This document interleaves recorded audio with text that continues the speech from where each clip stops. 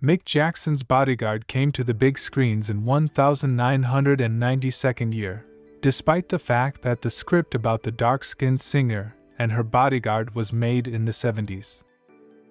Then Lawrence Kasdan was inspired by the singer Diana Ross' plan that she will perform the main role. Her partner on the screen was to become Steve McQueen, but the actor rejected the proposal. Then the project was postponed indefinitely. The idea of the movie was revived. Kevin Costner, he not only performed the role of the bodyguard, but also took over the production of the project. Then began the search for a vocalist. Among the contenders were Madonna, Janet Jackson, Rachel Marron, and Whitney Houston.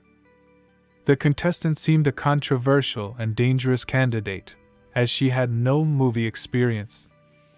Indeed, shooting proved to be stressful for the artist. She often falsified and failed to cope with the tasks. As a result, some particularly unsuccessful scenes with her participation had to be removed. However, Costner to the last defended the performer in front of studio executives. The movie showed the dangerous but at the same time luxurious life of an American pop star. Celebrity needed a convincing decor, so the mansion where the story-lived singer was the same house where they shot no less iconic movie The Godfather. In addition, John and Jackie Kennedy stayed there in the 50s. During the filming of the movie, Whitney Houston was actively preparing for a wedding with Bobby Brown and was expecting a child. However, work on the movie really affected the health of the performer because of stress. She lost the baby and the shooting had to be suspended.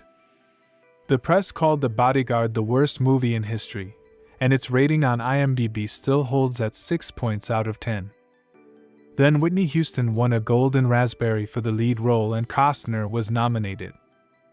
At the same time, the movie became a real box office leader in the US. And 3 times paid off at the box office. But most importantly, the love of the audience, which outweighed the disdain of critics.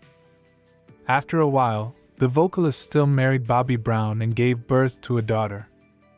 But the pop star had no protector to protect her from domestic violence. In the year 2012, Whitney Houston passed away. Interesting fact: after the vocalist's death, Kevin Costner admitted that Princess Diana wanted to play in the sequel The Bodyguard. The plot was to develop around the protagonist of the first movie. He is promoted to the bodyguard of the princess. A love story unfolds between them. Costner decided that he was not ready to miss such a project and began its development. The actor even received in his hands the first version of the script. It happened just a day before the death of Diana in France.